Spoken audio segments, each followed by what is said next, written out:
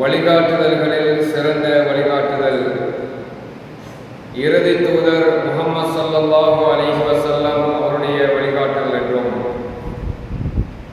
இந்த தூய்மையான இஸ்லாமிய மார்க்கத்திலே மார்க்கத்தின் பெயரால் புதிதாக உருவாக்கப்படுகின்ற அத்தனை காரியங்களும் வழிகேடுகள் என்றும், வழிகேடான ஒவ்வொரு காரியங்களும் இந்த மனித சமுதாயத்தினை நரக படுகொலையின் பால் விட்டுச் செல்லும் என்று இறுதி தூதர் முஹம்மது ஸல்லல்லாஹு அலைஹி வஸல்லம்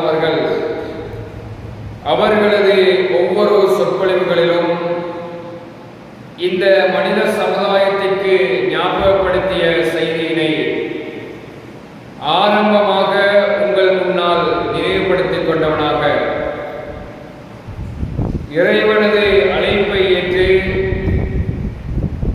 புனித வெள்ளிக்கிழமை ஜும்மா தினத்தில் இறைவனை குறித்து பேசப்படுகின்ற இந்த உபதேசத்தை கேட்பதற்கும், அதனைத் தொடர்ந்து நடக்க இருக்கின்ற தொழுகையில் ஆர்வத்தோடு கலந்து கொள்வதற்காக வேண்டி இந்த இடத்திலே வந்தமர்ந்திருக்கக்கூடிய அனைவருக்கும் இறைவனது அன்பும் அருளும் ஒழிய வேண்டும் என்று பிரார்த்தனை செய்து கொண்டு, இந்த உலகத்தில் வணங்கி வழிபட தகுதியான நாயன் அல்லாஹ் அவன் ஒருவனை தவிர வேறு யாரும் இல்லை என்றும், நபி முஹம்மது ஸல்லல்லாஹு அலைஹி வஸல்லம் அவர்கள் இறைவனது இறுதி தூதர் என்றும், ஏகத்துவ திருக்கலிமாவினை சாட்சியம் சொல்லிக் கொண்டவனாக இன்றைய வெள்ளி குத்துபாவினை ஆரம்பம் செய்யலாம் என்று ஆசைப்படுகின்றேன்.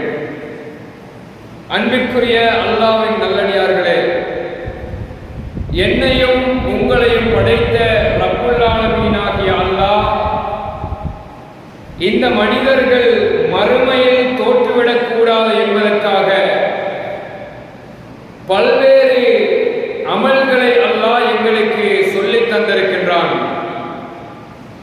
ஒரு மனிதன் அவன் தூக்கத்திலிருந்து விழித்த பொழுதிலிருந்து அவன் உறங்குகின்ற வரைக்கும் அவனுடைய அத்தனை காரியங்களுக்கும் அல்லாஹ் நன்மைகளை வாரி வழங்குவதாக அல்லாஹ்வுடைய தூதர் சொல்லுகிறார்கள்.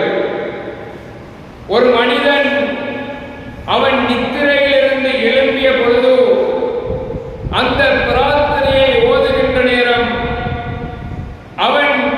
அவனுடைய இயற்கை தேவைகளுக்காக வேண்டி அவன் செல்லுகின்ற நேரம், அந்த அறையிலே இருந்து வெளியே வருகின்ற நேரம், அவன் உளி செய்கின்ற நேரம், சுபகுடைய சுண்ணத்தோடு சுபகுடைய தொழுகை என்று மனிதனுடைய வாழ்க்கை ஆரம்பித்த பொழுதிலிருந்து அவன் தூங்குகின்ற வரைக்கும் அவன் செய்கின்ற எல்லா காரியங்களுக்கும் ரப்புல் ஆலமீனாகிய அல்லாஹ் அவனுடைய பார்வை, அவனுடைய பேச்சு, அவனுடைய பாதணியை அணிவது, அவன் உணவு உண்பது என்று அவன் தொழில் செய்கின்ற எல்லா அம்சங்களுக்கும் அல்லாஹ் நன்மைகளை தருகின்றான். எப்ப தெரியுமா?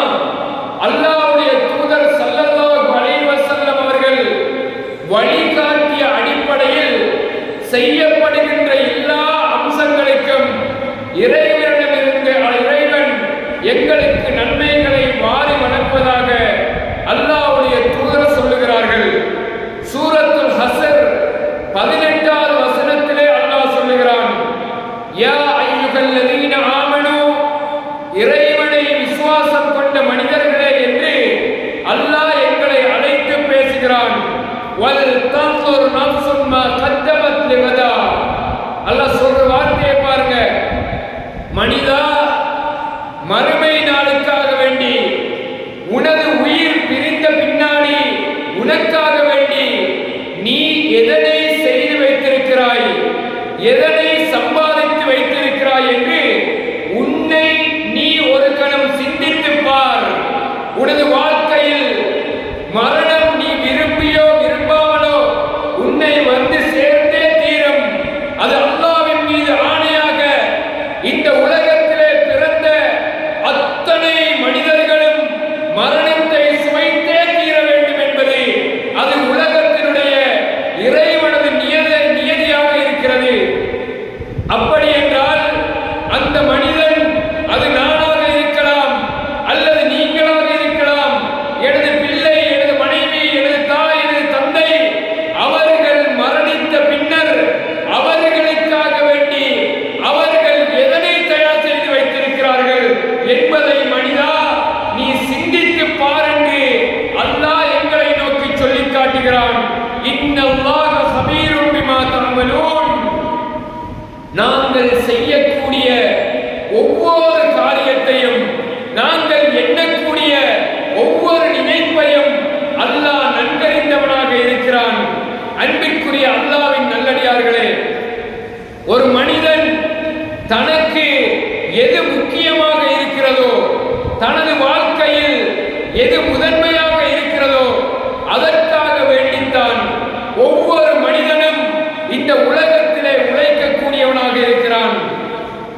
அல்லாஹ்வை மறந்து உலகத்திலே செய்யக்கூடிய எல்லா செயல்பாடுகளையும் சிந்தித்து பாருங்கள். ஏனென்றால் ஒருவன் உழைக்கிறான் என்றால் இறைவனை மறைந்து இந்த உலகத்திலே உழைப்பவன் அந்த உழைப்பை இறைவனை விட மேலே அவன் நேசிக்கிறான். குடும்பத்திற்காக இறைவனை மறக்கிறான் என்றால் இறைவனை விட அவனது குடும்பத்தை அவன் முக்கியமாக நினைக்கிறான். விவசாயம் செய்கின்றவன் இறைவனை மறந்து விவசாயத்தை செய்கிறான் என்றால் இறைவனை விட விவசாயம் அவனுக்கு மேன்மையாக கருதுகிறான். ஒரு விடயத்தை இறைவன் தான் மேன்மையானவன் என்று ஒரு மனிதன் அதனை நினைத்து விட்டால் அந்த அறிவு அவனை இறைவனின் பால் செயல்படுத்தும் என்பதை அல்லாஹ் சொல்லி காட்டுகிறான். சூரத்துல் ஃபாத்திர் 20வது வசனத்திலே அல்லாஹ் பேசுகிறான், இன்னமா யக்ஷல்லாஹ், இந்த உலகத்தில் இறைவனை பயந்து வாழக்கூடியவர்கள், இறைவனை அஞ்சி வாழக்கூடியவர்கள், மின் இபாதிஹில் உலமா, இந்த உலகத்திலே அறிவை பெற்ற படித்த இறையச்சவாதிகள் தான் அல்லாஹ்வை பயப்படுவார்கள். இறைவனை பற்றிய அறிவு இல்லை என்றால், மார்க்கத்தை பற்றிய ஒரு தெளிவு இல்லை என்றால், அந்த மனிதனுக்கு இறைவன் மீது அச்சம் வராது, இபாதத்துக்கள் மீது நாட்டம் வராது, நல்ல செயல்பாடுகளின் மீது ஆர்வம் இல்லை. அந்த இபாதத்தினுடைய பிரதிபலனை, இறைவனை வணங்குவதில் உள்ள அந்த நன்மைகளை, இந்த உலகத்தில் விவசாயத்தை செய்து அதனால் வருகின்ற லாபத்திற்காக உழைக்கின்ற மனிதன் இறைவனை இபாதத் செய்து அதனால் கிடைக்கின்ற நன்மைகளை அறிந்து கொண்டால் அதற்காக வேண்டி அவன் உழைப்பான். அல்லாஹ்வுடைய தூதர் சொன்னார்கள், அபூ ஹுரைரா ரலியல்லாஹு அவர்கள் அறிவிக்கக்கூடிய செய்தி, மக்களே, பாதிரு பில் அமால், நல்ல செயல்பாடுகளின்பால் நீங்கள் போட்டி போட்டுக் கொள்ளுங்கள், ஒருவரை ஒருவர் நீங்கள் முந்திக் கொள்ளுங்கள். இந்த உலகத்திலே ஒரு மனிதனை விட நான் உழைக்க வேண்டும் என்று போட்டி போடுகிறேன், எனது அந்தஸ்தை உயர்த்த வேண்டும் என்று போட்டி போடுகிறேன், எனது கல்வியை அடுத்தவர்களை முன்னேற்ற அடுத்தவர்களை விட முன்னேற வேண்டும் என்று நினைக்கிறேன்.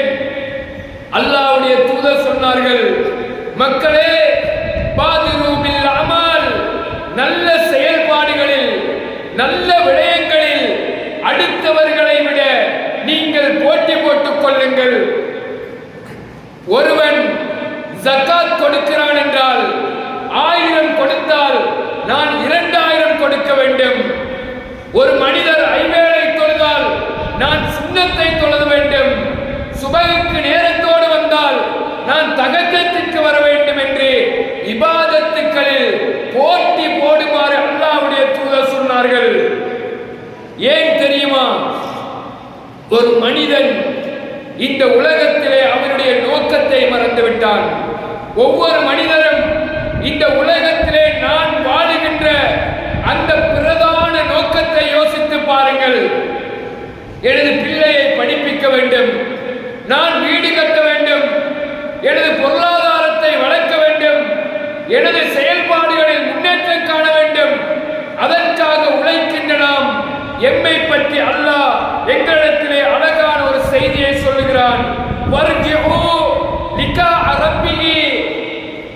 மக்களே, இறைவனை சந்திக்க வேண்டும் என்று உங்களில் யார் ஆசைப்படுகிறார்களோ, அல்லாஹ்வை சந்திக்க வேண்டும் என்று உண்மையில் உங்களில் யார் விரும்புகிறார்களோ, எப்படி பொருளாதாரத்தை விரும்புகிறீர்களோ, பிள்ளைகளை விரும்புகிறீர்களோ, இந்த உலகத்தை நேசிக்கிறீர்களோ, அதற்காக உங்களுடைய எல்லா செயல்பாடுகளையும் நீங்கள் செய்கிறீர்களே, என்னை சந்திக்க வேண்டும் என்ற அந்த ஆசை இருக்கிறதா?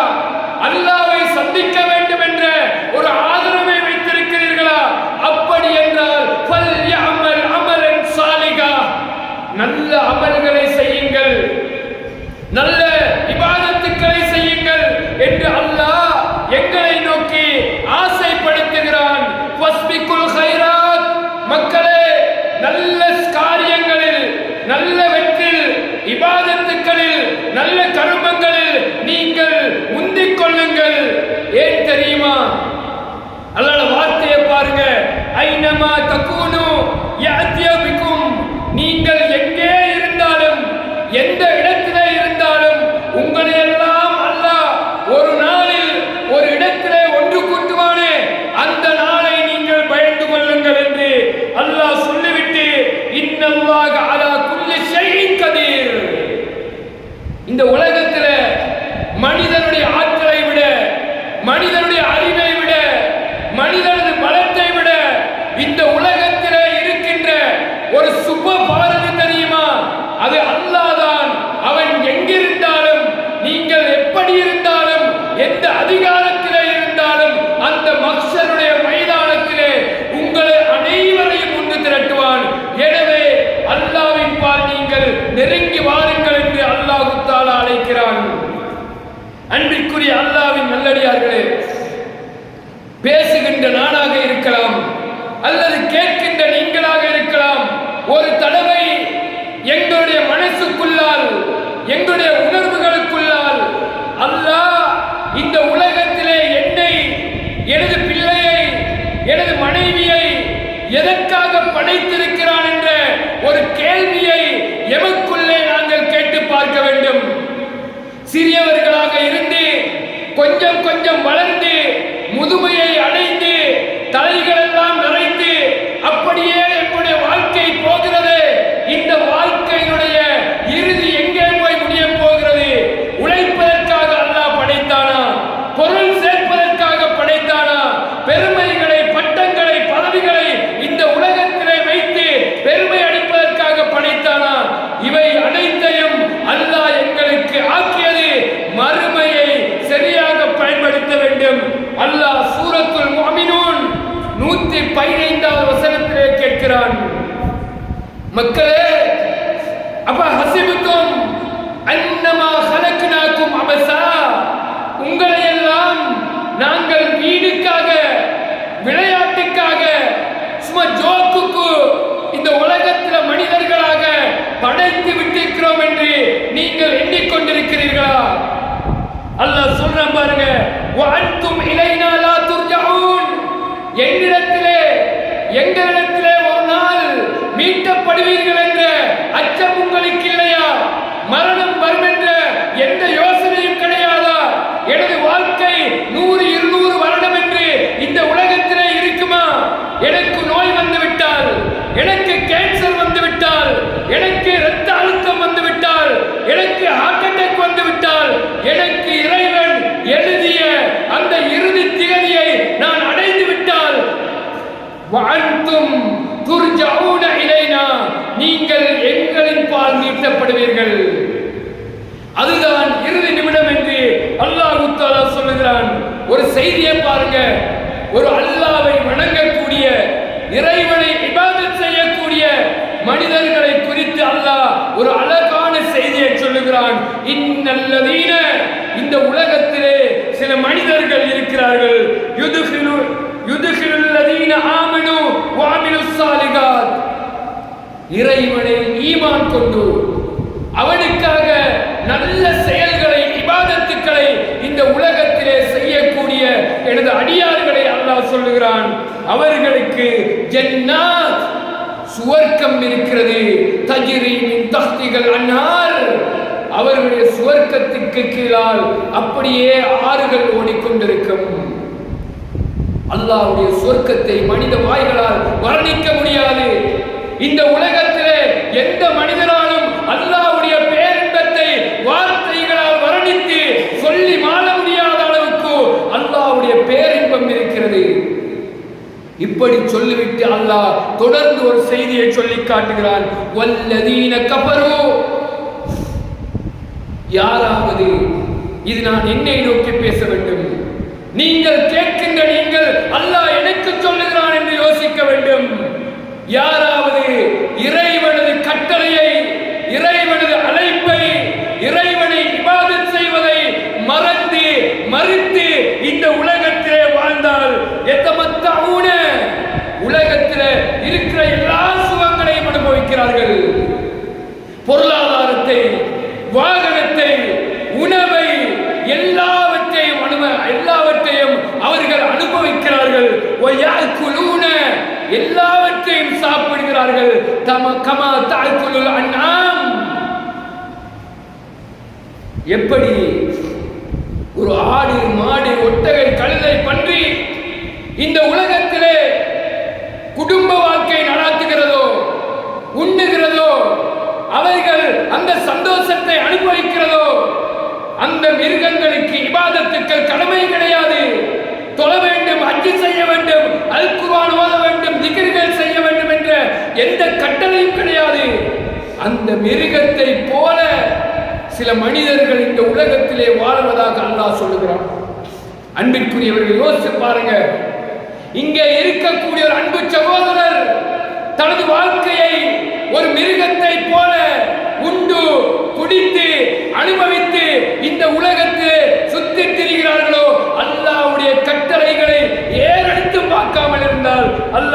சொல்கிறான், வன்னார் மஸ்வாலஹும், அவருடைய ஒதுங்கும் தளம் நரகம்தான், வேற இடம் கிடையாது. அல்லாஹ் அழைப்பை ஏற்று வந்து அல்லாஹ்வுக்கு சுஜூது செய்ய மனமில்லை என்றால், அல்லாஹ்வுக்காக வேண்டி இபாதத் செய்ய மனசில்லை என்றால், அன்னாரு மஸ்வாலஹும், அவர்களுடைய ஒதுங்கும் தளம் நரகம். இதை தொடர்ந்து அல்லாஹ் பேசுற வார்த்தையை உள்ளத்துக்குள்ள எடுத்து பாருங்க. தர்மம் அல்லாஹ் சொல்றான், பாவம் செய்கின்ற மனிதர்களை அப்படியே விட்டு விடுங்கள், அவங்களுக்கு சொல்லி வேலை இல்லை, அவங்களை விட்டுட்டு குழு அவர்கள் சாப்பிடட்டும், உலகத்திலே இருக்கின்ற அனைத்தையும் அனுபவிக்கட்டும், அவங்களோட வேலையெல்லாம் அவங்க செய்யட்டும், அவர்கள் அவசரமாக அறிந்து கொள்வார்கள் என்று அல்லாஹ் மரணத்தை ஞாபகப்படுத்துகிறான். அன்பிற்குரிய அல்லாஹ்வின் நல்லடியார்களே, ஒரு மனிதன், ஒரு முஸ்லிம், இறைவனை நம்பிய ஒரு மனிதர் இந்த உலகத்திலே வாழுகின்ற பொழுது ஒரு அடிப்படை அவரிடத்திலே இருந்தே ஆக வேண்டும். அது ஒரு இஸ்லாத்தை ஏற்றுக்கொண்ட ஒரு முஸ்லீம் பெயர் வைத்துக் கொண்டிருக்கின்ற, அல்லாஹ்வை நம்பியவன் என்று சொல்லக்கூடிய ஒரு மனிதனிடம் போய் பேசுவதற்கு வெட்கப்படக்கூடிய ஒரு பகுதி சகோதரர்களே. அது என்ன தெரியுமா? இன்றைக்கு அதிகமானவர்களால் புறக்கணிக்கப்படுகின்ற இபாதத், மனிதர்களினால் கண்டுகொள்ளப்படாத ஒரு இபாதத், மனிதர்களுடைய சிந்தனையில் இருந்து அப்படியே அகற்றப்பட்ட ஒரு இபாதத், அதுதான் அஸ்ஸலாத், தொழுகை. இது ஒரு அடிப்படை. மறுமை நாளில் முதலாவது இறைவன் கேட்கக்கூடிய கேள்வி அஸ்ஸலாத். அது வெற்றி பெற்று விட்டால் அடுத்த எல்லாம் அந்த இடத்திலே பாஸ் ஆகிவிடும். எல்லா இபாதத்தையும் அல்லாஹ் ஏற்றுக்கொள்வான். அன்பிற்குரியவர்களே, ஒரு முஸ்லீமிடம் போய் இறைவனை நம்பிக்கை கொண்ட, அல்லாஹ்வை நேசிக்கின்ற, அல்லாஹ்வுடைய அடிமை என்று சொல்லுகின்ற ஒரு மனிதனிடம் போய் நீங்கள் தொழுங்கள் என்று சொல்லுவதற்கு வெட்கப்பட வேண்டும் சகோதரர்களே. ஏனென்றால் இஸ்லாத்தை பொறுத்தவரையில் ஒரு பைத்தியக்காரனாக இருந்தால் அவனுக்கு தொழாமல் இருப்பதற்கு அனுமதி இருக்கிறது. பருவ வயதை அடையாத ஒரு சிறிய பிள்ளைக்கு அனுமதி இருக்கிறது. அதை தாண்டி ஒரு நோயாளியாக இருக்கட்டும், பயணத்திலே இருக்கட்டும், கஷ்டத்திலே இருக்கட்டும், ஏழையாக இருக்கட்டும், அத்தனை மனிதர்களுக்கும் கட்டாய கடமை இந்த தொழுகை என்பதை நாங்கள் அனைவரும் விளங்கி இருக்கிறோம். மறுமையுடைய நாளில் சில மனிதர்களை நரகத்திலே அல்லாஹ் போட்டு அவர்களை கடுமையாக சிந்தனை செய்வான். இதை பார்க்கின்ற சொர்க்கவாதிகள் நரகவாதிகளை பார்த்து கேட்பார்களாம், மா சலக்கக்கும் மின் சகர், இந்த நரகத்துக்கு எதை பாவங்களை கொண்டு வந்துச்சு, என்ன பாவத்தை பண்ணிட்டு வந்தீங்க? அவர்கள் சொல்லுவார்களா, காலு லம் நகும் மினல் முஸல்லீன், நான் உலகத்துல தொழலையே, வலம் நுத்இமு தஆம மிஸ்கீன், ஏழைகளுக்கு உணவளிக்கவில்லை, தொழவில்லை, அதனால் நரகவாதிகளாக இன்று நாங்கள் கஷ்டப்படுகிறோம் என்று சொல்வார்கள். அல்லாஹ்வுடைய தீர்ப்பு என்ன தெரியுமா?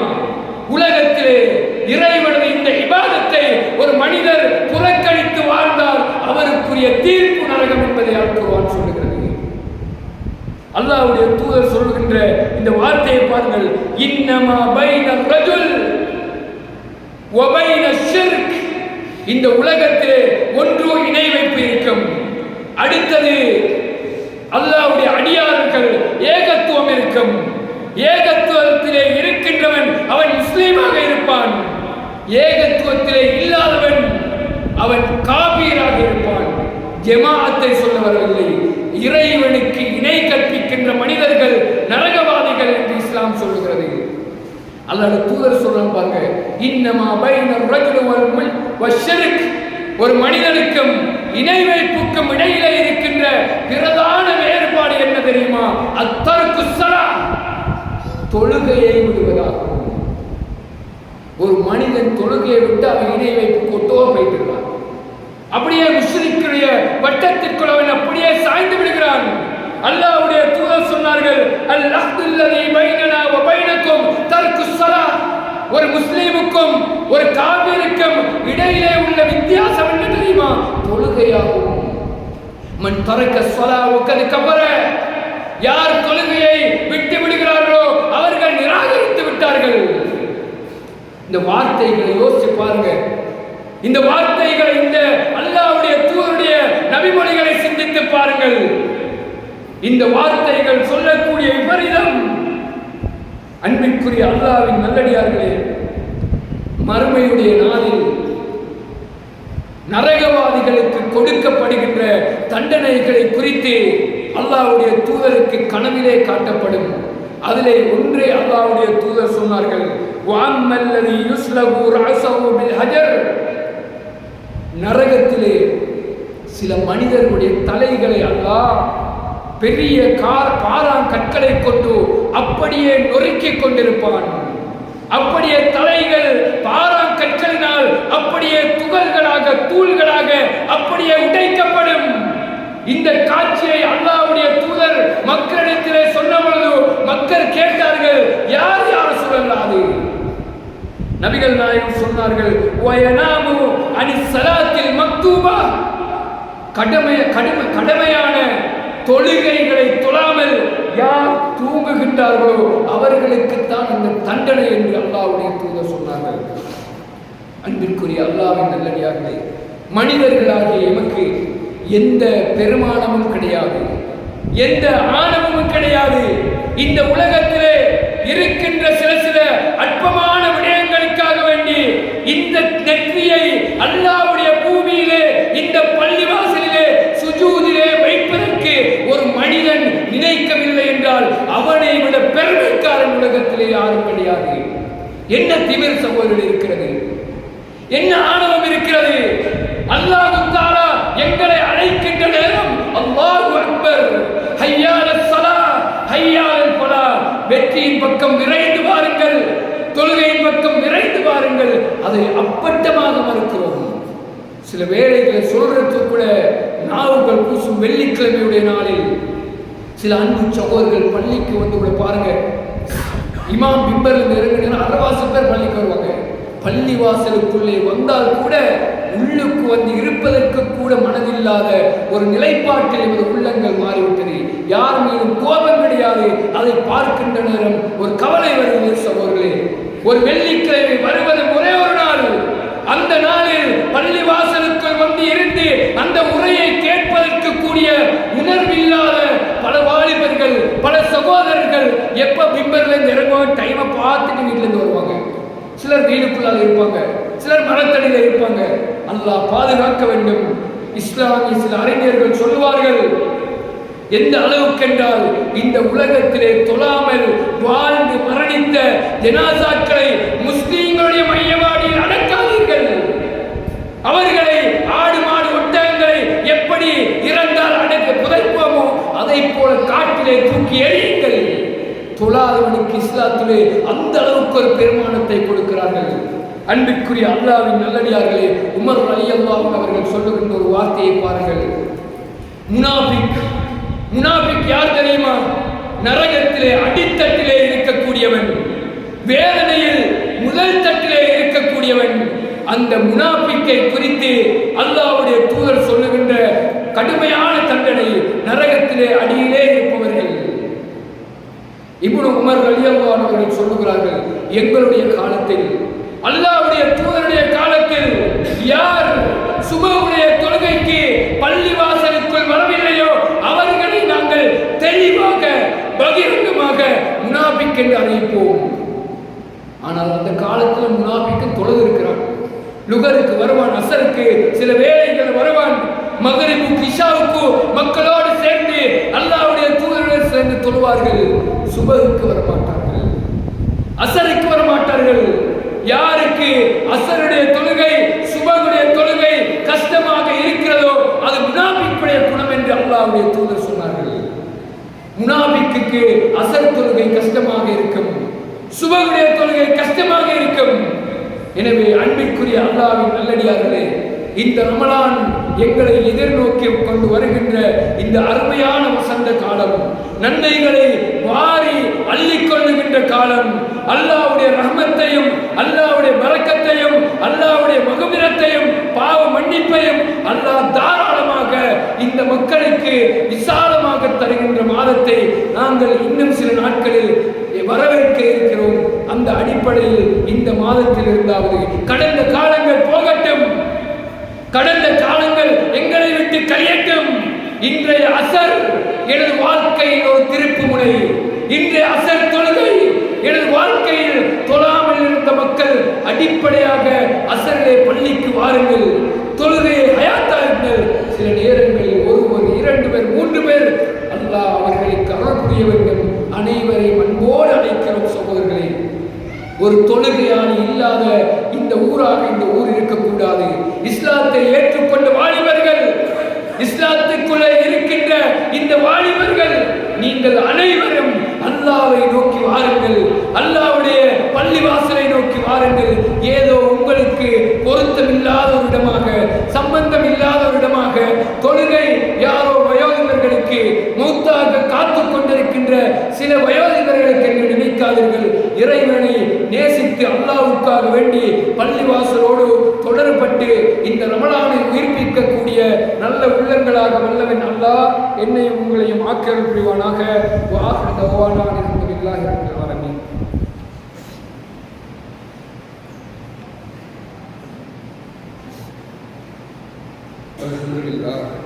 والصلاة والسلام على رسول الله وعلى آله وصحبه أجمعين. أما بعد. அன்பிற்குரிய அல்லாஹ்வின் நல்லடியார்களே, அல்லாஹ்வுடைய தூதர் நபிகள் நாயகம் ஸல்லல்லாஹு அலைஹி வஸல்லம் அவர்கள் அவருடைய வாழ்க்கையில் இறுதி பகுதி, நபிகளாருடைய மரணத்திற்கு அண்டிய ஒரு பகுதியில் அல்லாஹ்வுடைய தூதர் ஸல்லல்லாஹு அலைஹி வஸல்லம் அவர்கள் கடுமையாக நோய்வாய்ப்படுகிறார்கள். அந்த வேதனையினால் ஒரு நாள் இஷாவுடைய நேரம், அல்லாஹ்வுடைய தூதர் இஷாவுக்கான அழைப்பு சொல்லப்பட்டு விட்டது. மக்கள் எல்லாம் சப்பிலே இருந்து கொண்டு அல்லாஹ்வுடைய தூதர் தொழுவிக்க வருவார்கள் என்று பார்த்து கொண்டிருக்கின்ற அந்த நேரத்திலே அல்லாஹ்வுடைய தூதர் எழுந்து அப்படியே ஒளி செய்கிறார்கள், மயங்கி விழுந்து விடுகிறார்கள். திரும்பவும் எழும்பி ஒளி செய்கிறார்கள், மயங்கி விழுந்து விடுகிறார்கள். அல்லாஹ்வுடைய தூதருக்கு எழுந்து நடந்து சென்று தொழுகை நடாத்துவதற்குரிய அந்த பலம் உடலிலே இல்லாததினால் அல்லாஹ்வுடைய தூதர் ஆயிஷா ரலியல்லாஹு அன்ஹா அவர்களை அழைத்து சொல்லுகிறார்கள், உங்களுடைய தந்தை எனது அருமை தோழர் அபூபக்கர் ரலியல்லாஹு அன்ஹு அவர்களை தொலை வைக்க சொல்லுங்கள், இமாமாக நிற்க சொல்லுங்கள் என்று சொல்லப்படுகின்ற நேரம் ஆயிஷா ரலியல்லாஹு அன்ஹா சொன்னார்கள், அல்லாஹ்வுடைய தூதரே, எனது தந்தை மென்மையானவர், நீங்கள் நிற்கின்ற இடத்திலே நின்று தொழுகை நடத்த முடியாது, அழுது விடுவார், அவருடைய அழுகை அவரால் அடக்க முடியாமல் போய்விடும். உமர் ரலியல்லாஹு அன்ஹு சொல்லுங்களே யார் சொல்லலாம், இல்லை உங்களுடைய தந்தை அபூபக்கர் எனது உற்ற தோழரிடம் சொல்லுங்கள். அவரிடத்திலே சொல்லப்பட்ட நேரம் அல்லாஹ்வுடைய தூதர் ஸல்லல்லாஹு அலைஹி வஸல்லம் கட்டளைக்கு ஏற்ப அவர்கள் தொழுகைக்காக அப்படியே முன்னுக்கு இமாமத் செய்ய போகிறார்கள். அல்லாஹ்வுடைய தூதர் திரும்பவும் எழுந்து பார்க்கிறார்கள், முடியவில்லை. 2 நபித்தோழர்களை அழைத்து அவருடைய இருவருடைய தோளுக்கு மேலால் கைகளை போட்டுக்கொண்டு என்னை சப்பிலே கொண்டு நிறுத்துங்கள் என்று அல்லாஹ்வுடைய தூதர் சொல்கிறார்கள். அப்படியே தோளிலே கையை போட்டு அவர்கள் இழுத்து வரப்படுகிறார்கள், நடந்து வர முடியவில்லை. ஆயிஷா ரலியல்லாஹு அன்ஹா சொன்னார்கள், அல்லாஹ்வுடைய தூதருடைய வீட்டுக்கும் பள்ளிவாசலுக்கும் ஒரு சுவர் தான் வித்தியாசம் இருக்கிறது. அல்லாஹ்வுடைய தூதரை இழுத்து வந்த அவருடைய பெரு விரலுடைய அடையாளம் மண்ணை கீறி கொண்டு வந்திருக்கிறது. அப்படியே அல்லாஹ்வுடைய தூதர் சப்புக்கு வரவழைக்கப்பட்டு தொழுதிருக்கிறார்கள். அந்த நேரத்திலே மரண படுக்கையிலே அல்லாஹ்வுடைய தூதர் சொன்னது, யாரும் எனது கபர்களுக்கு மேலால் கட்டிடங்களை கட்டி எனது கபரை நீங்கள் வணக்கஸ்தலங்களாக ஆக்கிக் கொள்ளாதீர்கள். அஸ்ஸலா அஸ்ஸலா அஸ்ஸலா, தொழுகையை விட்டு விடாதீர்கள், தொழுகையை விட்டு விடாதீர்கள், தொழுகையை விட்டு விடாதீர்கள் என்று அல்லாஹ்வுடைய தூதர் அவருடைய இறுதி கட்டத்திலே மரணத்தினுடைய ஒரு உபதேசமாக, ஒரு மரண சாசனமாக அல்லாஹ்வுடைய தூதர் சொல்லி சென்றிருக்கிறார். அன்பிற்குரிய அல்லாஹ்வின் நல்லடியார்களே, இந்த இடத்திலே இருக்கின்ற அத்தனை மனிதர்களும் அத்தனை சகோதரர்களும் அல்லாஹ்வுக்காக வேண்டி இந்த தொழுகை முடிந்த பின்னாடி இறைவனிடத்திலே கையை ஏந்தி அல்லாஹ் சொல்கிறார்களே, யார் இதுவரைக்கும் தொழாமல் அல்லாஹ்வை மறந்து வாழ்ந்தீர்களோ அவர்கள் இறைவனிடத்திலே பாவ மன்னிப்பு கேட்க வேண்டும். இல்லல்லதீன ஆமனு வஅமிலுஸ் ஸாலிஹாத், அவர்கள் திருப்பவும் ஈமான் கொண்டு நல்ல அமல்களை செய்து தௌபா செய்து இஸ்லாத்துக்குள் நுழைவதைப் போல இதுவரைக்கும் ஒரு வக்தையேனும் தொழாமல் அல்லாஹ்வை மறந்து தொழுகைகளை புறக்கணித்து இந்த உலகத்திலே வாழ்ந்திருந்த யாராவது ஒரு அன்பு சகோதரர் இருந்தால் அல்லாஹ்வுக்காக வேண்டி நாங்கள் உங்களிடத்திலே உங்களுடைய மறுமைக்காக பேசுகிறோம். இறைவனிடம் தௌபா செய்து இன்றைய நாளில் இருந்தாவது இந்த அமல்களில் ஆர்வம் கொண்டு இபாதத்துக்களிலே போட்டி போட்டு இந்த தொழுகையை உயிர்ப்பிக்கக்கூடிய நல்ல மனிதர்களாக வல்லவன் அல்லாஹ் என்னையும் உங்களையும் ஆக்கியருள் புரிவானாக. வாஹர் கவானா.